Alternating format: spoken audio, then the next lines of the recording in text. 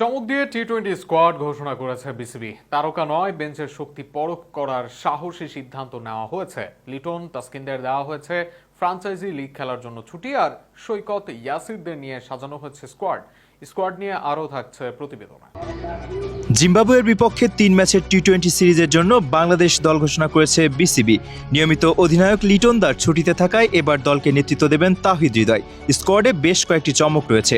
সবচেয়ে বড় আলোচনার বিষয়, দীর্ঘদিন পরে দলে ফিরেছেন মোসাদ্দেক হোসেন সৈকত।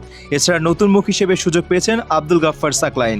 তবে ক্রিকেট প্রেমীদের সবচেয়ে বড় প্রশ্ন, সাব্বির রহমান এবং হাবিবুর রহমান সোহান কি একাদশের সুযোগ পাবেন?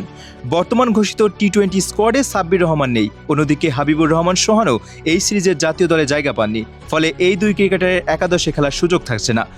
যদিও ঘরোয়া ক্রিকেটে দুজনই ভালো পারফর্ম করে আবারও নির্বাচকদের নজরে থাকার চেষ্টা করছেন।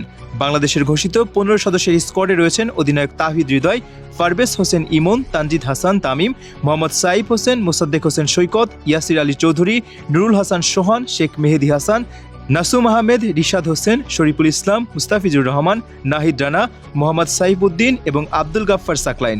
সম্ভাব্য একাদশে ওপেনিংয়ে দেখা যেতে পারে পারভেজ হোসেন ইমন ও তানজিদ হাসান তামিমকে। 3 নম্বরে অধিনায়ক তাওহিদ হৃদয়, 4 নম্বরে মোহাম্মদ সাইফ হাসান এবং 5 নম্বরে ইয়াসির আলী চৌধুরী খেলার সম্ভাবনা রয়েছে।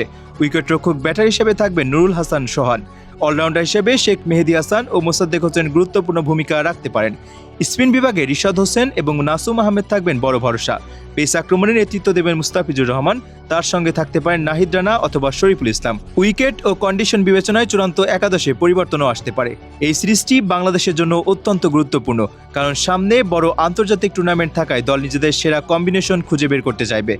নতুন অধিনায়ক তাওহিদ হৃদয়ের নেতৃত্বও থাকবে আলোচনার কেন্দ্রে। তরুণ ও অভিজ্ঞ ক্রিকেটারদের সমন্বয়ে গড়া এই দল জিম্বাবুয়ের বিপক্ষে ভালো পারফরমেন্স করে আত্মবিশ্বাস বাড়াতে চাইবে।